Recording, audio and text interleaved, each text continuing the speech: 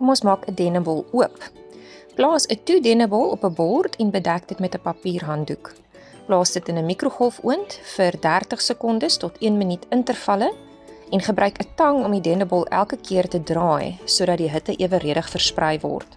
Herhaal dit totdat die dennebol oopgegaan het en die sade uitval.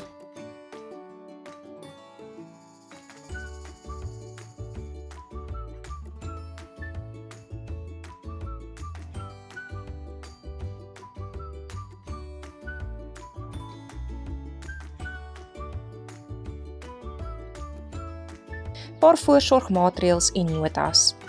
Maak seker om die dennebol met papierhanddoeke te dek omdat dit hars vrystel tydens hierdie proses. Kort tydintervalle in die mikrogolf help om te voorkom dat die dennebol brand. En wees maar versigtig want die dennebol en die bord raak baie warm tydens hierdie proses. Kom ons kyk om 'n dennebol toe te maak. Voeg warm water by 'n glasfles.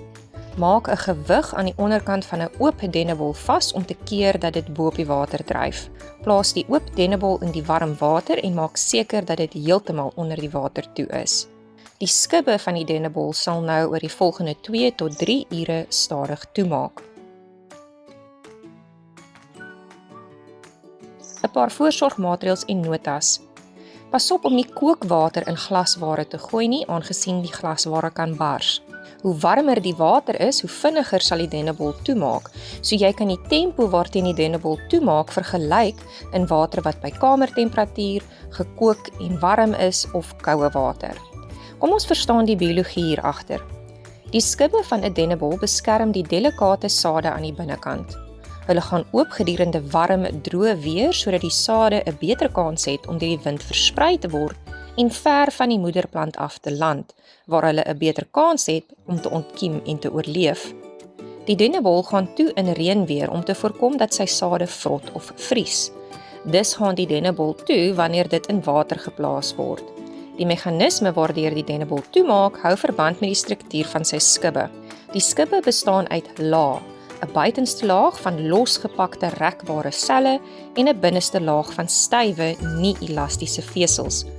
Wanneer die dennebol nat word, neem die buitenste rekbare selle water op. Dit laat die buitenste laag uitsit en rek, terwyl die binneste laag styf bly. Die skibbe buig opwaarts in tot in die middel, totdat hulle heeltemal toekrul en toemaak. Wanneer die lug weer uitdroog, verdamp die water uit die buitenste laag rekbare selle en hulle krimp dan weer, wat die stywe binneste laag afwaarts trek en die skibbe laat oopgaan. Daarom beïnvloed weerstoestande en water die oop en toemaak van dennebolle. If you found this video useful, give it a like and subscribe to our channel so you don't miss any new episodes. Follow us on Instagram or Facebook to stay on top of the latest TAS news and launches. So that's it for now from The Answer Series, your key to exam success.